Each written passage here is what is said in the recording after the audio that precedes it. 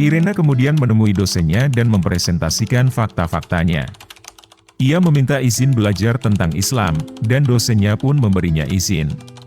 Akan tetapi, tujuannya mempelajari Islam itu harus menemukan kekurangan, kesalahan, dan kelemahan Islam.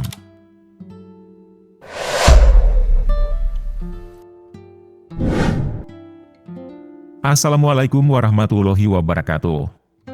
Sahabat kalbu yang Allah cintai. Kisah kali ini menceritakan, seorang biarawati yang semakin mendalami agamanya, malah semakin ragu. Kita masuk ke kisahnya. Irena Handono, seorang mualaf Indonesia yang namanya melambung tinggi. Terkenal karena dedikasinya dalam mendukung mualaf, serta menyebarkan pesan Islam yang menginspirasi. Pada tahun 1983, Irena memeluk Islam setelah perjalanan spiritual yang menggetarkan hati. Sebagai pendiri Irena Center, ia membuka pintu bagi para mualaf untuk mendapatkan pendidikan Islam yang berkualitas. Kisah hidupnya begitu menarik, terutama sebelumnya ketika ia tumbuh dalam keluarga yang religius di Indonesia. Meskipun dibesarkan dalam kemewahan dan pendidikan yang baik, Irena merasakan panggilan yang kuat untuk menemukan kebenaran dalam Islam. Bagi Irena dan keluarganya di zamannya, menjadi non-muslim berarti mereka berbeda dengan mayoritas penduduk Indonesia yang beragama Islam. Mereka kaya, berpendidikan, dan memakai sepatu yang bagus di masa tahun 1990-an, di mana kondisi masyarakat umumnya kala itu belum menerima pendidikan merata. Sementara itu, sebaliknya, Muslim tidak sebagus dalam pandangan mereka. Muslim, begitu kami percaya, miskin, tidak berpendidikan, dan selalu memiliki sandal jepit mereka dicuri di depan masjid. Hanya lama-lama kemudian, selama studi saya untuk menjadi seorang biarawati, saya mempertanyakan pandangan yang sangat dangkal ini, tulis Irena, seperti dikutip dari About Islam. Pada saat itu, pikiran Irena hanya tertuju pada satu hal, menyembah Tuhan dengan sepenuh hati. Sejak usia belia, ajaran agama telah mengisi jiwanya. Ia aktif dalam kegiatan keagamaan sejak masa remaja, dan di antara impian-impian yang terpatri dalam benaknya adalah menjadi seorang biarawati. Dalam keyakinannya yang lalu, meninggalkan duniawi demi tinggal di biara, dianggap sebagai perbuatan paling mulia. Irena merasakan panggilan untuk menyelami hidup yang hanya didedikasikan untuk Sang Pencipta. Setelah menyelesaikan pendidikan menengahnya, ia akhirnya memutuskan untuk mengikuti panggilan ilahi dan mengabdikan dirinya di seminari.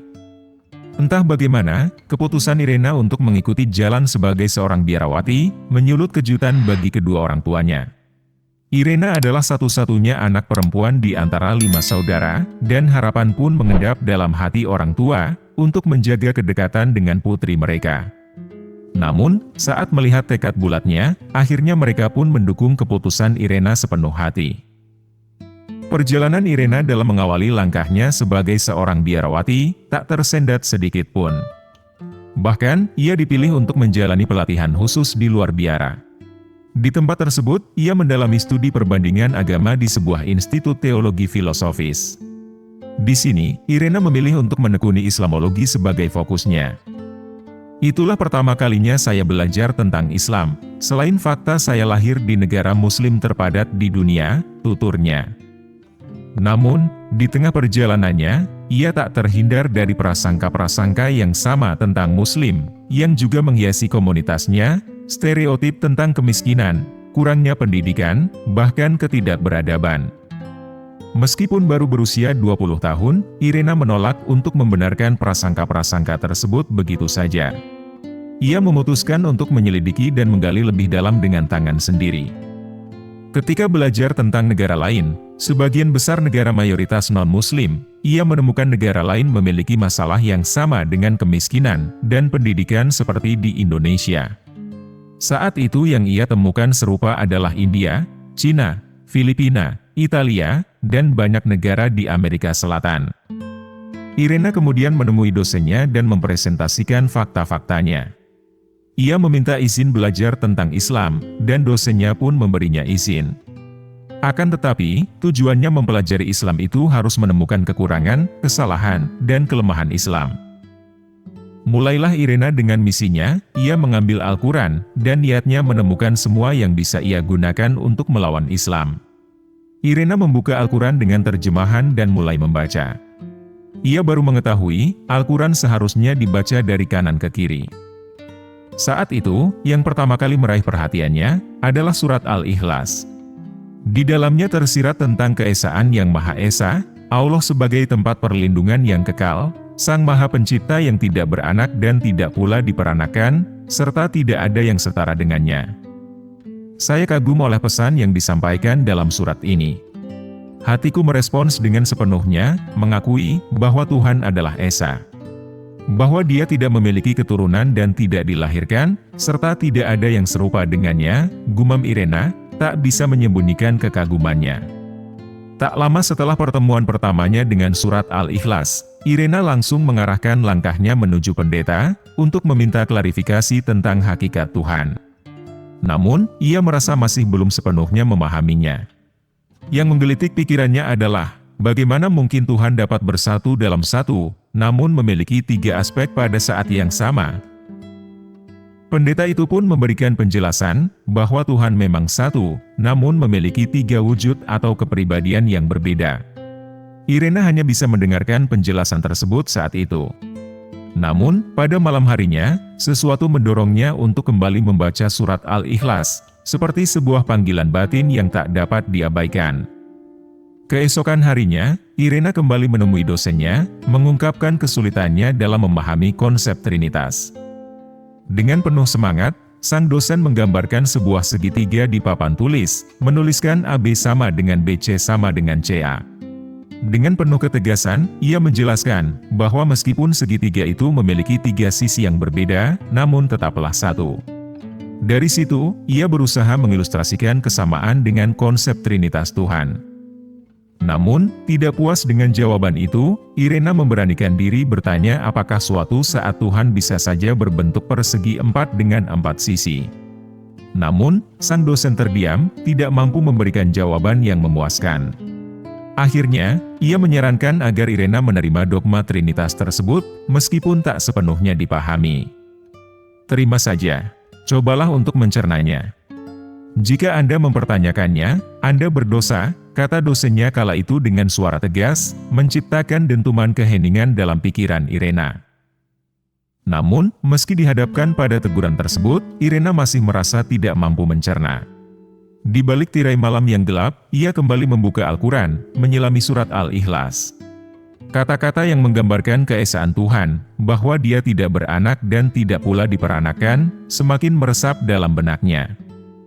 Melalui eksplorasi dan penelitian pribadinya, Irena dengan yakin menyadari bahwa konsep Trinitas adalah hasil ciptaan manusia belaka. Di tahun 325 Masehi, dalam Konsili Nicea, keesaan Tuhan dipecah belah menjadi tiga. Fakta ini menggores luka yang dalam identitas keagamaannya.